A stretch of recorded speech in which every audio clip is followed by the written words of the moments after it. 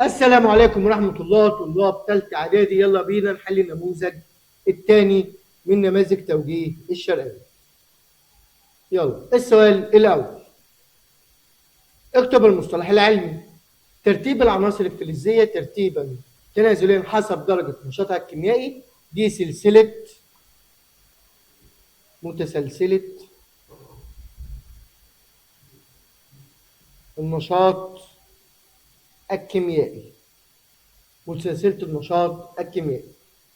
السؤال الثاني، فرق الجهد بين قطبي المصدر الكهربي في الدائرة الكهربائية المفتوحة. قوة الدفعة الكهربائية. الجين الذي لا يستطيع إظهار صفته إلا إذا تواجد مع جين مثله، قول له الجين المتنحي. الجين المتنحي. ماذا يحدث في الحالات الآتية؟ تقريب عود ثقاب مشتعل من فوات أنبوب اختبار بها أكسيد الزئبق أثناء تسخينها. طبعا هتزداد اشتعالا لأنها هيخرج غاز الأكسجين، لكن احنا متعودين لازم نكتب المعادلة. حتى لو ما قاليش مع التوضيح بالمعادلة اكتب المعادلة. يلا بينا. أكسيد الزئبق الأحمر اللي هو HGO، أنا معاك خالص من الأول خالص بكتب المعادلة وبالراحة. هنسخن، هيطلع الفلز اللي هو HG زائد الأكسيد اللي هو O، لكن مفيش حاجة اسمها O، اسمها O2.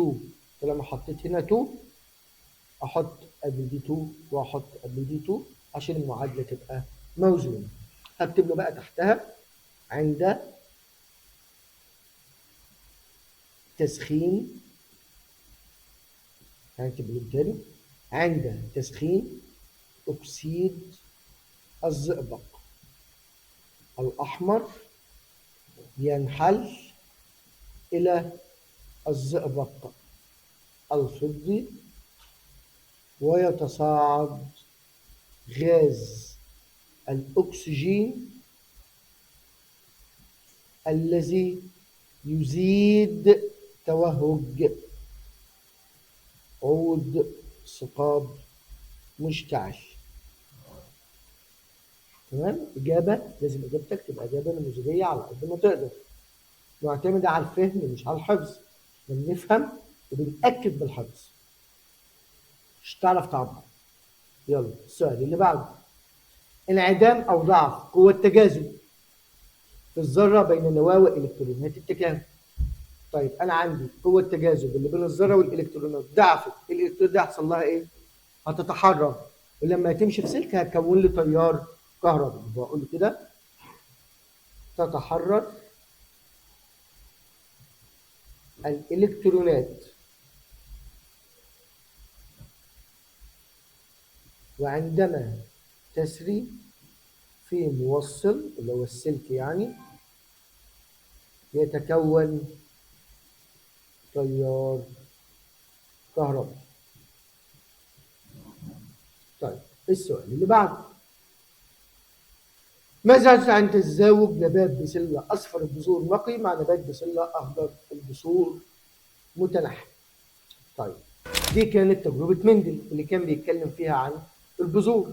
طالما عندي البذور صفراء نقية هتزاوج مع بذور خضراء متنحية، هتبقى عندي الأفراد الناتجة كلها بنسبة 100% لونها أصفر، لأن الصفة السائدة هتسود على الصفة المتنحية. وأقول كده يسود صفة أو تسود صفة اللون الأصفر على اللون الأخضر في أفراد الجيل الأول بنسبة 100%. بين قوسين كده أقول كلها تبقى صفراء اللون. طيب سؤال في منتهى الجمال، بيقول إذا كان عندك الرموز A و B و C ثلاث مركبات كيميائية مختلفة، عملوا التفاعل اللي هو A سهم على المثلث B زائد C، فإن مركب B أكسيد أسود اللون، B أكسيد أسود. مين الوحيد اللي عندك أكسيد أسود؟ اكسيد ايه؟ النحاس، جدع. يبقى ده كده يبقى اكسيد النحاس اللي هو بي. خلاص انا عرفت بي خلاص. سي غاز يعكر ماء الجير الرائق. مين الغاز اللي بيعكر ماء الجير الرائق؟ قول انت. غاز ثاني اكسيد الكربون. يبقى سي عندي ثاني اكسيد الكربون. اكتب الصيغه الكيميائيه للثلاث مركبات في صوره معادله. طيب رحت بص كده على بي، لقيته موجود هنا، يعني ده كده اكسيد النحاس. السي ده ثاني اكسيد الكربون. ايه بقى الحاجه اللي بتسخنها تديني اكسيد النحاس وثاني اكسيد الكربون؟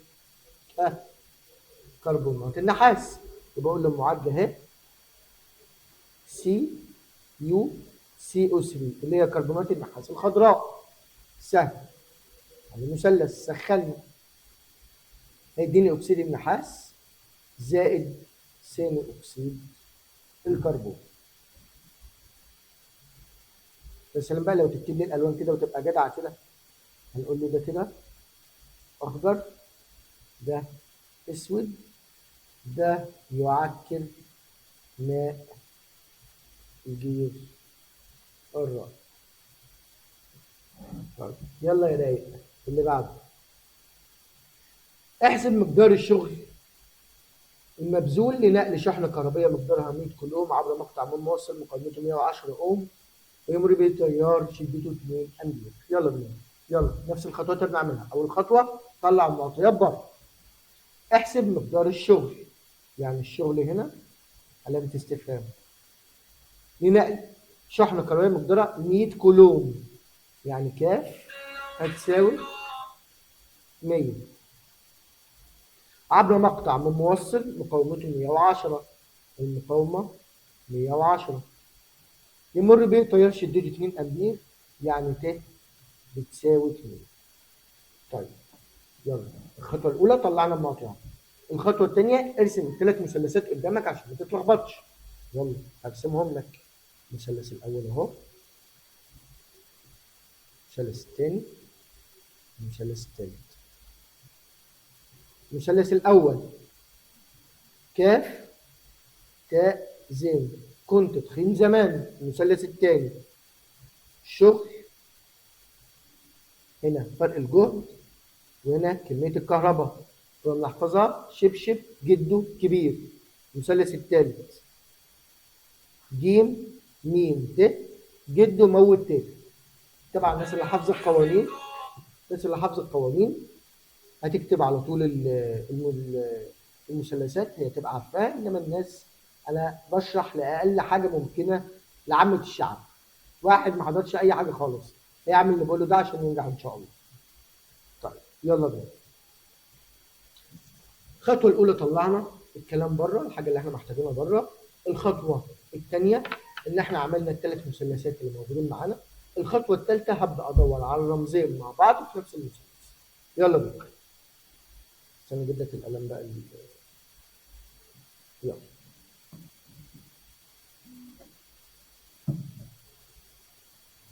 عندي هنا في المثلث الاول عندي ت وعندي كاف. واحد هيقول لي مستر لو قسمت كاف على ت يدينا الزمن. طيب يا حبيبي انت جبت الزمن، هتعمل بيه حاجه بعد كده؟ ملوش استخدام. يبقى الرمزين دول مش هم دول اللي انا هستخدمهم مع بعض. افكر في رمزين تانيين. هتلاقي عندك الرمزين بقى اللي هنشتغل بيهم اللي هم الميم والتاء. وانا نصحتك نصيحه قبل كده، قلت لك لما تلاقي ميم اللي هي المقاومه موجوده اعرف ان انت تشتغل في المثلث بتاعها. يلا بينا. ميم وتاء. الميم لو ضربتها في التاء هيديني جيم اللي هي فرق الجهد.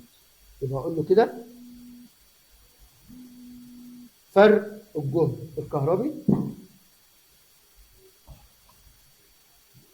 جيم هيساوي ميم في ت، يعني جيم هتساوي الميم 110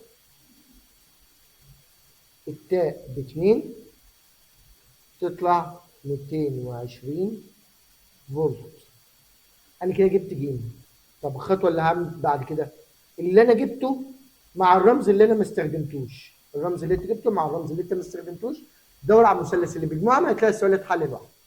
انا عندي جيم وكاف في المثلث ده، لو ضربت جيم في كاف هيديني ايه؟ الشغل اللي هو اصلا طلع. يلا بينا. قول له والله الشغل بيساوي ج في ك. الجيم لسه جابها هي ب 220. الكاف هو مدانا معطى ب 100. ادي الثلاث اصفار وادي ال 22. اكتب جنبهم جول، واحده قياس الشغل اللي هي الجول. تاني مساله الكهربائيه ركز فيها كويس. اول خطوه بعملها بطلع المعطيات من السؤال اكتبها لوحدها على جنب. الخطوه الثانيه برسم 3 مثلثات.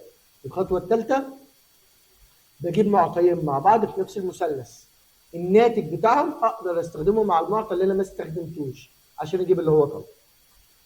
وافتكر لو في زمن هيبقى بالثانيه. السؤال الثاني اكمل ما ياتي. في نبات البسله يزول اللون الاخضر للقرن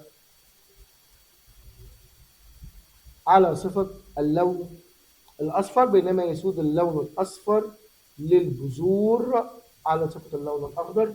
اوعى تنسى لون البذور عكس لون القرن. البذور الاصفر السائد والاخضر المتنحي. القرن العكس، الاخضر هو اللي بيبقى سائد والاصفر هو اللي بيبقى متنحي. اذا حدث تزاوج بين ذكر وانثى التركيب الوراثي لكل منهما بي كابيتال بسمول، فتكون نسبة النسل الناتج الذي تركيبه الوراثي بي كابيتال إلى مجموع النسل بكل نوع.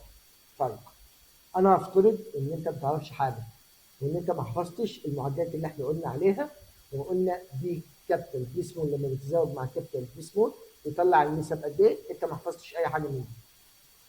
أول حاجة عشان أنت ما حفظتش هتضطر تعمل التركيب الوراثي والأسس الوراثية، وده هتاخد منك وقت. فانا هقولها لك اهو، حتى انت ما تعرفش حاجه هقولها لك، بس احفظ بقى التركيب الوراثي على طول. يلا بينا. بي كابيتال بسمول هيتزاوج مع بي كابيتال بسمول، هتعمل انعزال عوامل. بي كابيتال بسمول بي كابيتال بسمول، الاول مع الثالث بي كابيتال بي كابيتال، الاول مع الاخير بي كابيتال بسمول، الثاني مع الثالث بي كابيتال بسمول، الثاني مع الاخير بسمول بسمول. هتلاقي عندك 25% سائد نقي، 25% متنحي، 50% سائد غير نقي او سائد هجين. بحفظ التركيب الوراثي على طول. لو عندي هجين مع هجين زيه هيديني الثلاث انواع. هيديني سائد نقي 25%، متنحي 25%، والسائد الغير نقي شبه الابوين يبقى 50%. هو بيسالنا على التركيب الوراثي لمجموع النسل الكلي، هيبقى 1:4 او 25%. السؤال اللي بعده. تبدأ نقط في إفراز هرموناتها قرب سن البلوغ. الغدة التناسلية. الغدة التناسلية، هو السؤال شرح نفسه بيقول لك قرب سن البلوغ يبقى غدة تناسلية. علي لما يأتي يتكون راسب أحمر عند إضافة فلز القلسين إلى كبريتات النحاس. ما تسمعليش، ما تحفظليش، اكتب المعادلة واستنتجها. يلا بينا. القرسين زد ان، خطوة خطوة من الأول. زد ان يقول لي يتفاعل مع كبريتات النحاس اللي هي سي اس او 4 سهل. الخرسين اقوى من النحاس، يعني هيحل محله، هيشيل النحاس ويقعد مكانه، يعني هيكون زد ان اس او 4 كبريتات الخرسين. ومين اللي هيتطلب بره ويقعد لوحده؟ النحاس هيترسب. خلاص. النحاس ده لونه ايه؟ لونه احمر. طيب يبقى اقول له الاجابه، لان اوصف بقى المعادله. الاجابه للاستنتاج انت بتوصف المعادله ما بتحفظش حاجه اهو. يلا امشي معايا، بص معايا خطوه خطوه. لان الخرسين يسبق النحاس في مسلسلة النشاط الكيميائي، فيحل محله ويتكون كبريتات الخرسين ويترسب النحاس الأحمر. كتبت المعادلة بتاعت تحت. عليه يستخدم الريوستات المنزلق في بعض الدوائر الكهربية. أقول له للتحكم في كل من شدة التيار وفرق التيار. يلا للتحكم في كل من شدة التيار وفرق الجهد. جميل. السؤال اللي بعده. يعرف قانون مندل الأول بقانون انعزال العوامل الوراثية. قل له يعرف قانون انعزال العوامل لأن كل من العاملين ينعزل عند تكوين الأمشاج. لأن كل العوامل تنعزل عند تكوين الأمشاج. عند تكوين الأمشاج بقى بعد تكوين الجيل الأول أو الأبناء بتتجمع مع بعض مرة تانية اللي هو قانون مندل الأول. طب أجيب عن الآتي: رتب العناصر الآتية تنازليا تبعت لدرجة نشاطها الكيميائي. أنت لازم لازم لازم لازم مليون في المية تبقى حافظ مستوى النشاط الكيميائي. طيب يلا بص معايا. فاكر الجملة اللي كنا كاتبينها اللي كنا بنطلع منها العناصر الكيميائية؟ تعال نفكرها مع بعض. يلا بينا عشان اللي ما يعرفش. بص، بكم أخ حقر هيدروجين نزف بلا ذهب أو ذهب. بص معايا يلا. الباقي الأولانية، استنى نجيب قلم تاني.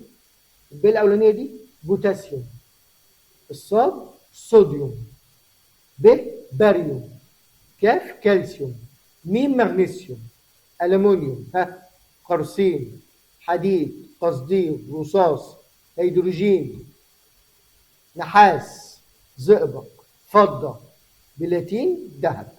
يبقى الجملة دي طلعت بقى كل العناصر بالترتيب. بص، بكم أخ حقر هيدروجين نزف بلا ذهب. طبعا في جمل تانية كتير، كل مدرس عامل جملة كده لطلابه يحفظوا بيها العناصر عشان يبقوا أصلا. فأنا هشوف بقى العناصر دي بقى، أفضل أطلع الترتيب بتاعها من الخريطة اللي قدامي دي وأرتبهم 1 2 3 وأكتبهم جنب بعض هنا. 3 أعمدة كهربائية قوة الدفع الكهربائي لكل عمود منها 2 فولت. وضح بالرسم كيفية توصيلهم معا لتحصل على بطارية قوة الدفع عليها 6 ومرة ثانية 4. يلا بينا. أنا دلوقتي عندي 3 أعمدة كل واحدة 2. طب أنا عايز بطارية 6 فولت، طب نحطهم جنب بعض. يلا على التوالي أهي. أدي العمود الأول، العمود الثاني، العمود الثالث، أوصلهم كده ببعض. هنا سالب، هنا موجب، ده سالب موجب، سالب موجب، سالب موجب، دي 2 ودي 2 ودي 2. فهتبقى البطارية كلها 6 فولت في الآخر عشان على التوالي بنجمع كله مع بعض. طيب عايز بقى بطارية تانية قوة الدفعة الكهربائية لها 4 فولت.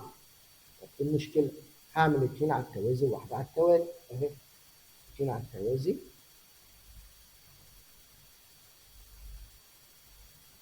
ودول أوصلهم بواحدة على التوالي. هنا سالب، هنا موجب، زي الفل أهي. 2 2 2، سالب موجب، سالب موجب، سالب موجب. طيب مستر دول هيطلعوا 4 ازاي؟ تعالوا اقول لك ازاي، يلا بينا. دي 2 وتحتها 2 يبقى كلها على بعضها 2. جنبها واحدة على التوالي ب 2، فالبطارية كلها تبقى 4 فولت. سهلة بسيطة دي ما فيهاش حاجة معاها.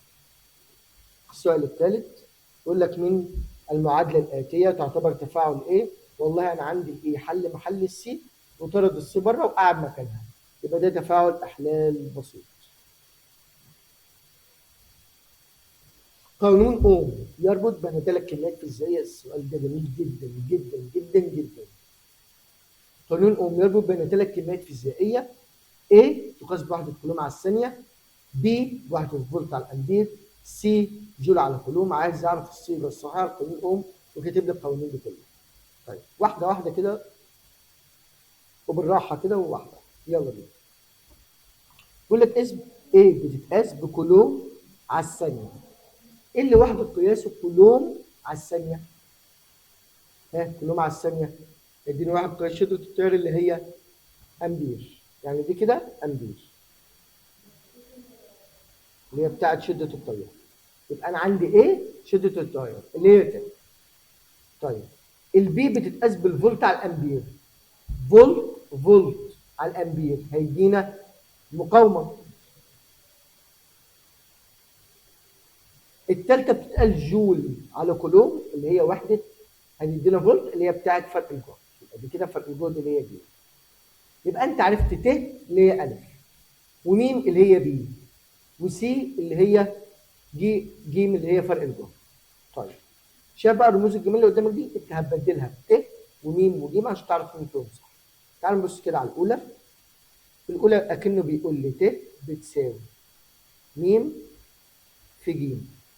وانا لو ضربت ميم في ج اجيب ت؟ لا طبعا، يبقى دي لا. راح للتانية، بيقول لي هنا ت بتساوي ميم على ج. هي ت بتساوي ميم على ج؟ لا طبعا. لسه انت بتعرف منين؟ يا حبيبي من المثلث اهو، انت المفروض حافظه. اخد مثلث ج م ت، جد وموت ت. طيب هل الت لما تقسم م على ج يديك ت؟ لا، لما اقسم ج على م هي اللي تديني ت. طب اللي بعدها بيقول لي السي اللي هي فرق الجهد بتساوي المقاومه لشده التيار. تعال نشوف كده. ج اهي، ج فعلا بتساوي اللي هي في ت اللي هم دول، يبقى دي الاجابه الصحيحه. سؤال حلو قوي قوي. ارجع وعده مره واثنين لحد ما تجمعوا معايا.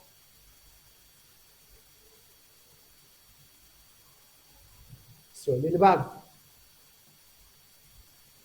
الغده التي تفرز هرمون ينظم كميه الماء. طبعا الغده النخاميه مش محتاجه كلام.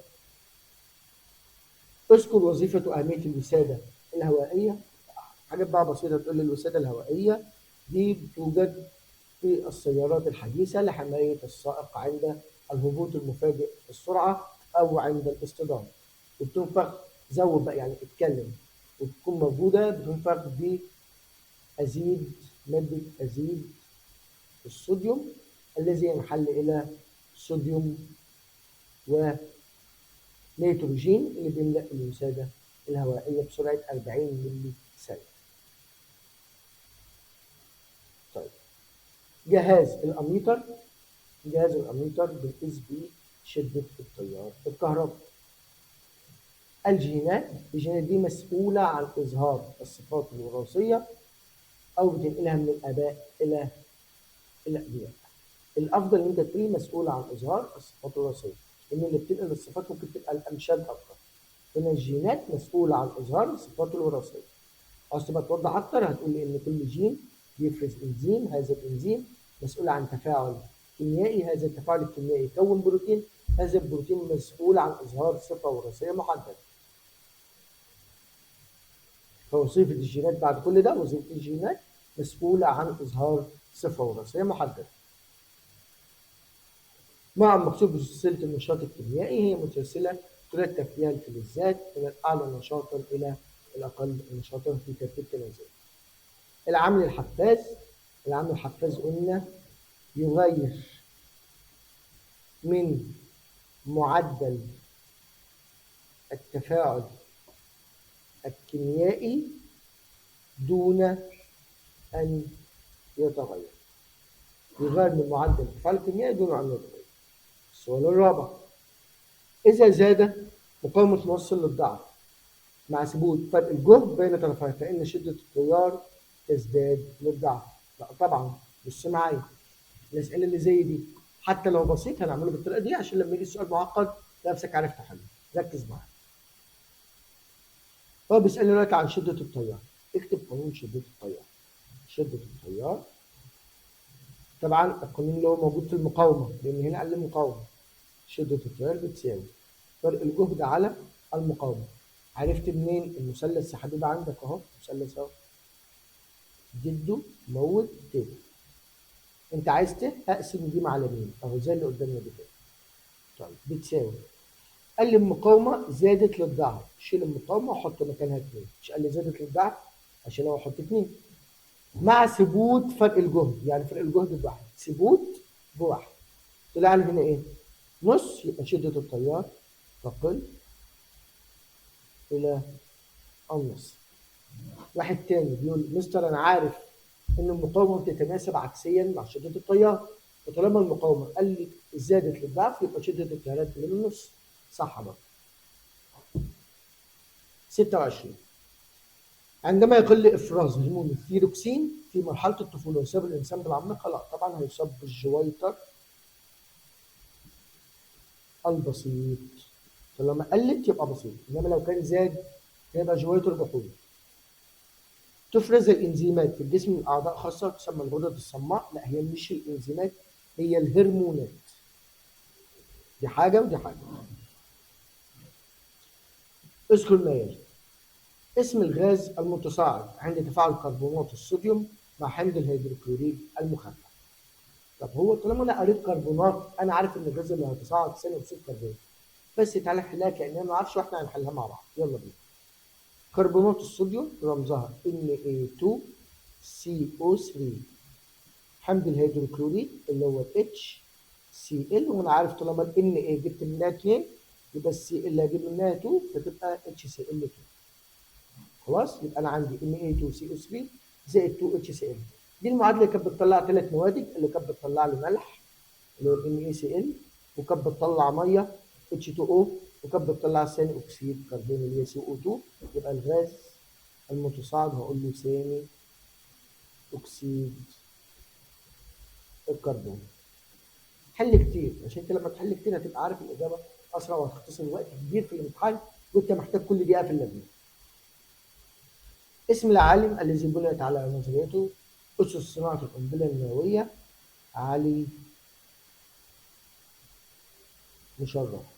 علي مشرفه او علي مصطفى مشرف. اسم الهرمون الذي يؤدي الى حدوث خلل في افراز الاصابه بالقزامه؟ هرمون النمو. هرمون النمو. طيب الصفحه اللي بعدها. ادرس التفاعل الاتي ثم اجب. تعالى احنا نحل على طول كده اول باول. HCl زائد NaOH سهم ومديني A زائد H2O. عايز اعرف ايه ده ايه؟ تعالى نشوف. هنا ال H اخدت ال OH عملت H2O، اللي اتبقى Cl و Na فيتحدوا مع بعض هيعملوا NaCl اللي هو تفاعل التعادل، حمض قلوي ملح وميه. المعادله اللي بعدها هنعتبر ال A دي كأنها نقط زائد AgNO3 ادى NaNO3 زائد B اللي هو راسب. طيب انا عندي ال NO3 خرجت زي ما هي، اللي كان مختلف عندي Na يبقى هكتبه هنا بره Na، وانا عارف ان ال Na بيجي مع Cl. الاولانيه ده هتبقى NaCl لما يتحد مع نترات الفضه. انا عارف ان الصوديوم هيتحد مع النترات ويعمل نترات الصوديوم، ويبقى الفضه تتحد مع الكلور وتعمل كلوريد الفضه اللي هي AgCl راسب لونه ابيض. تعال نجاوب على الاسئله بتاعته. اذكر اسم المركب ايه؟ خلاص احنا عرفنا اللي هو كلوريد الصوديوم. ما لون الراسب بيه؟ خلاص هو راسب ابيض اللي هو كلوريد الفضه لو احتجت. السؤال الاخير في النموذج. احسب شده التيار المر في الدائره الكهربائيه المقابله اذا كان الشغل المبذول 320. تعالى اول باول كده نطلع البيانات بتاعتنا من على الرسم. يبقى الشغل هنا 320 والزمن قال 4 ثواني، يبقى الزمن 4. وعندك في بيانات على الرسم لازم تكتبها اللي هي 40 فولت دي. اقول له ج بتساوي 40. هو عايز نحسب شده التيار اللي هي ت. طيب الخطوه الاولى طلع البيانات. الخطوه الثانيه المثلثات. يلا المثلث الاول، المثلث الثاني، المثلث الثالث. الرموز بتاعتنا طبعا الناس اللي حافظه القوانين تكتب المثلث مظبوط، الناس اللي ما بتعرفش اي حاجه تمشيها بالطريقه اللي هقول عليها دلوقتي. كنت اللي هي كاف، تخين ت زمان. المثلث الثاني شبشب اللي هي الشغل، جده اللي هي جيم، كبير اللي هي كاف. المثلث الثالث جده موت تيتا اللي هي جيم ميم تاني. يلا الخطوه الاولى طلعنا بيانات، الخطوه الثانيه عملنا مثلثات، الخطوه الثالثه بدور على رمزين مع بعض في نفس المثلث.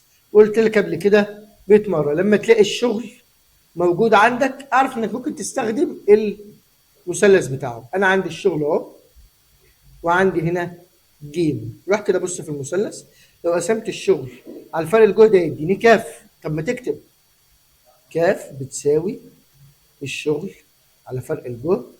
الشغل عند حضرتك ب 320 فرق الجهد ب 40 اقسم على حسب تطلع 8 اكتب جنبها كولوم. طيب الخطوه الاخيره اللي انت جبته مع اللي انت ما استخدمتوش، انت جبت كاف وما استخدمتش الزمن، الاثنين مع بعض هم كاف والزمن. لو قسمت كاف على الزمن هجيب تاء اللي هي شده التيار، يبقى هاجي اقول له شده التيار هتساوي كميه الكهربيه على الزمن، واقسم كميه الكهربيه لسه جايبها في المعطى اللي قبليه ب 8، الزمن عند حضرتك ب4، 8 على 4 تطلع 2، اكتب لي جنبها امبير.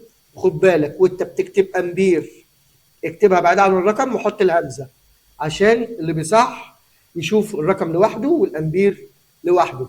ماشي معاك لدرجه الهمزه، مش عارف اعمل لك ايه تاني. اصحى كده فوق وانت شغال. ادينا خلصنا النموذج التاني اهو وعملت اللي عليا معاكم. اتمنى ان انت تحل النموذج الثالث والرابع لوحدك، بعد كده تفتح الفيديو بتاع النموذج الثالث والرابع وتشوف الحل بتاعنا منه. يلا السلام عليكم ورحمه الله وبركاته.